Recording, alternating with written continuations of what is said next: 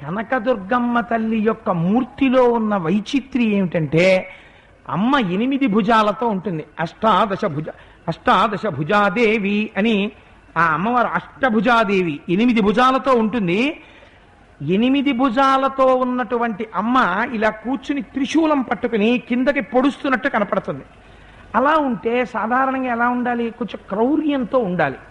కానీ మీరు అమ్మ ముఖం వంక చూడండి, ముఖం అంతా పసుపు రాసేసుకుని, పెద్దింటమ్మ కదా, సనాతనమైన తల్లి కదా, అందరికీ ఆశీర్వచనం ఇచ్చే తల్లి కదా, అమ్మలగన్న యమ్మ ముగురమ్మల మూలపుటమ్మని ఆయన చేత నమ్మితి నామనంబున సనాతనులైన ఉమామహేశులన్న రుక్మిణీదేవి చేత స్తోత్రం చేయబడిన తల్లి కదా.